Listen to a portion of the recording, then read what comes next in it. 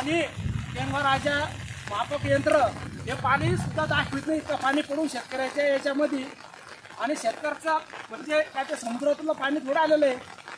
हां, सरकारनं याची काहीतरी दक्षता घ्यायला पाहिजे. शेतकऱ्याचे पाहे नुकसान आहे पाणी, हे पाणी पाहे पाणी पाणी पाहे पाणी पाहे पाणी हे पाणी आहे का काय आहे शेतकऱ्याचं? हे शेतीमधलं नुकसान पाहे. सध्या पाणी चालू आहे हो, हे लाईव्ह दाखवण्यासाठी आम्ही हे करत आहे. हे पाणी पहा सध्या शेतकऱ्याचा शेतीमधलं पाणी. मित्रांनो, आपण किनगावच्या महसूल मंडळामध्ये सिंदखेडच्या महसूल मंडळामध्ये या ठिकाणी आलेलो आहे.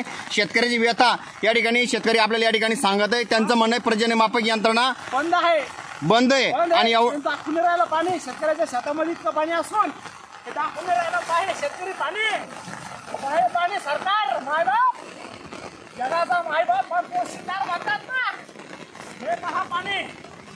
सध्या पाणी हे किंगाराच्या सर्कलमध्ये पाणी हे पाणी पहा.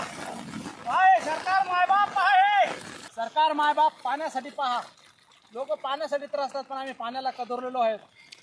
या पाण्यापायी आमचे जीव द्यायची वेळ आलेली आहे.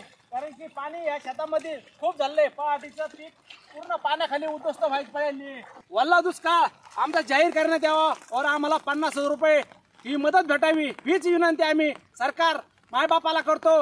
आणि आम्ही दुसरं काय म्हणू शकतो, कारण की आमचं ते मापक यंत्र तुमचं बंद पडलेलं आहे. त्याच्यामुळे आम्ही तुम्हाला फक्त वल्ल दुष्काळाची मागणी करतो आणि आमच्या शेतकऱ्याला 50,000 रुपये मदत ही भेटावी हीच विनंती करतो.